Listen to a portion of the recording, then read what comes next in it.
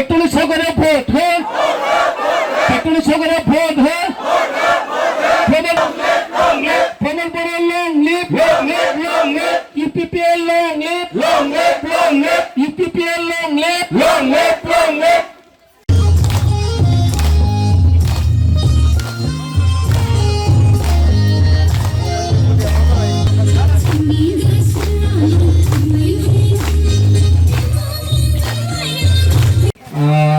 सरजनी नार्जारी प्रमिता नार्जारी मेला बर अनसुलि अस्मि बर गेवलां नार्जारी सोम मोसाहारी दा बिथांमोना गासै 19 जन जोंनि दोलोनि माफ्लार यूपीपीएल दोलोनि माफ्लारखौ गानफैनो थाखाय बे समाव खावलायदों बयखौबो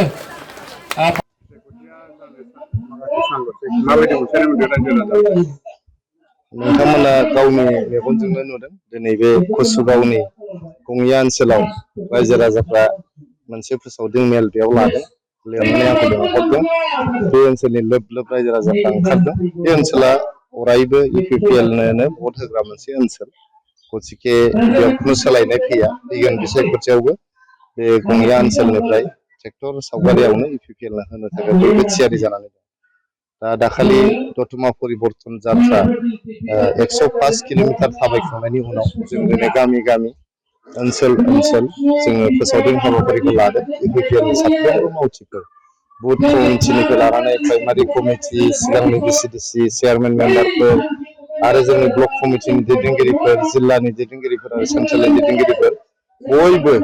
गोख्रोङै फोसावदिं हाबाफारिखौ लागासिनो दं आं जोबोद कनफिडेन्ट दतमानिफ्राय ट्रेक्टर हानजायानो देरहागोन यूपीपीएलआनो देरहागोन रायजो राजाखौ मा खावलायनो रायजो राजाखौ खावलायनो लुबैदों जेरैबायदि दिनै बिपिएफआ अरुणोदयखौ दाननायनि मोनसे राजखान्थि गेलेदों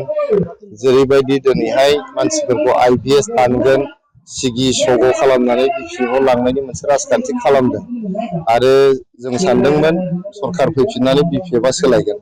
नाथाय दिनै जों नुबाय थांनाय 17 बोसोराव सिगांनि 2020 नि सिगां 17 बोसोराव